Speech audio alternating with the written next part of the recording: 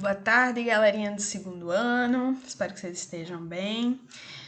Já começo a aula dizendo que estou um pouco mais feliz com vocês, porque pelo que eu corrigi até agora da atividade da semana passada, os plágios diminuíram bastante, embora ainda tenham aí umas 2, 3 pessoas que insistam em fazer isso, né? Mas eu tenho certeza que elas vão se tocar, né? De que não vai rolar, vai zerar a questão. Então, vamos melhorar isso aí, tá bom? Para que realmente, galera, o aprendizado se desenvolva, né? Nesse novo normal que a gente está vivendo. A gente precisa se adaptar, né, a essa realidade de ensino remoto e a gente está fazendo o que pode para que realmente esse aprendizado se efetive, tá? Mas aí, claro, como sempre, né? A gente não pode fazer tudo. Vocês têm aí uma grande parcela de responsabilidade com o próprio aprendizado de vocês, né? Isso é importante que essa ficha caia para vocês, tá? Então, sem mais delongas, vamos para o que estamos fazendo toda semana, que é começar com a correção da atividade da semana passada. Então, na semana passada, a gente falou sobre reforma protestante, e aí eu passei 4 questões para vocês, sendo que 3 eram de marcar, ou seja, objetivas, e 1 era subjetiva, tá? Galera, as objetivas eu não vou ler pra gente economizar tempo, tá bom? Até porque aparece para vocês qual é a alternativa correta, né? E as questões eram simples, né? Acho que não tinha nenhuma questão difícil para vocês. E aí eu peguei a resposta de um aluno que é aleatório, certo? Para principalmente a gente refletir sobre a questão discursiva, né? A questão de escrever, como vocês falam, que tem sido o calo, né? O calo de muita gente tem sido conseguir escrever, né? E aí eu me preocupo extremamente com isso, né? Porque como assim, aluno de ensino médio deveria saber se expressar já de uma forma muito tranquila, né? Então, se isso não está acontecendo, é uma falha grave, é um problema, tá? Mas que é um problema que a gente pode resolver. Como? Insistindo em fazer, tá bom? Então, vamos lá. A quarta questão dizia o seguinte: a Reforma Protestante, de 1517, é um fato histórico extremamente transformador da modernidade e inaugura vários conceitos, valores e ideias presentes na nossa sociedade até hoje. O seu impacto maior foi provocar uma cisão, uma ruptura, tá?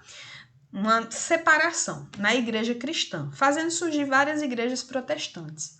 Porém, um estudo mais aprofundado permite observar que seus impactos foram muito mais amplos, ou seja, foram além da questão do âmbito religioso.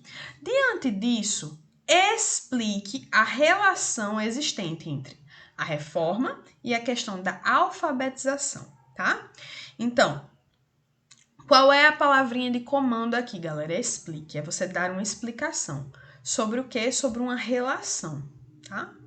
Então, existe uma relação. E aí eu tô pedindo a explicação dessa relação. Como essa relação se explica, ok?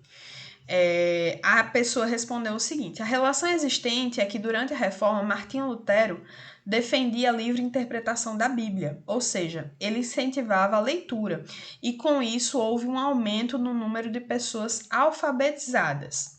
Correto, né? Correto. Vamos ver outra possibilidade de resposta.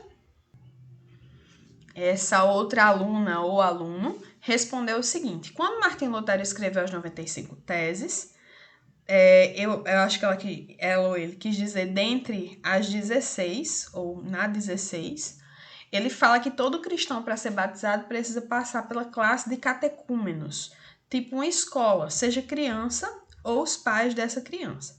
Mas para passar por essa classe, precisava saber ler. Mas por que precisava saber ler, né? Mas aqui sem i, viu? Para poder ler a Bíblia, ter um estudo sobre a palavra de Deus. E os que frequentavam a igreja não sabiam ler. Quem só lia a Bíblia, a liturgia, eram os padres, no caso da igreja católica. E os padres tinham estudo e a Bíblia era escrita em latim. Então, ficou um pouquinho confuso, mas a pessoa trouxe informações interessantes sobre a questão de como a igreja protestante, principalmente a luterana, ela vai incentivar ou quase que obrigar, né, as pessoas a passarem por esse processo de aprender a ler para poder fazer a sua livre interpretação da Bíblia, tá? Por fim, eu mostro para vocês uma possibilidade de resposta simples que eu fiz aqui, que basicamente junta essas duas ideias dessas duas pessoas. Então, existe uma relação de causa e efeito, tá? Isso é uma coisa que eu queria destacar bem para vocês. Quando eu falo assim, estabeleça uma relação, as relações geralmente, né, que a gente tem assim nas questões são de causa e efeito, relação de semelhança, uma relação de diferença, de diferenciação. Então é interessante a gente começar a treinar essa ideia, né, de relacionar uma coisa com a outra. Qual é a relação que a gente pode estabelecer? É uma relação de causa e efeito, ou seja, quando eu pego uma caneta, por exemplo, eu solto a caneta, né? E esse soltar da caneta tem um efeito, que é ela cair, tá? Então, causa e efeito. Então, existe nessa situação uma relação de causa e efeito, pois, como uma das premissas da reforma era a defesa da livre interpretação da Bíblia, ocorreu, por consequência, um maior incentivo da Igreja Protestante e uma maior vontade por parte dos seus adeptos em aprender a ler, tá? Então, é basicamente essa relação que a gente pode estabelecer aí.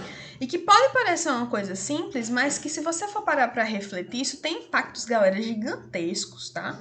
Isso significa que países que tiveram uma grande parte de adeptos do protestantismo desenvolveu muito mais essa questão da alfabetização. Isso tem um impacto enorme na forma como uma nação se desenvolve. Uma nação de analfabetos, obviamente, vai ser uma nação com muitos mais problemas do que uma nação com maioria de pessoas alfabetizadas.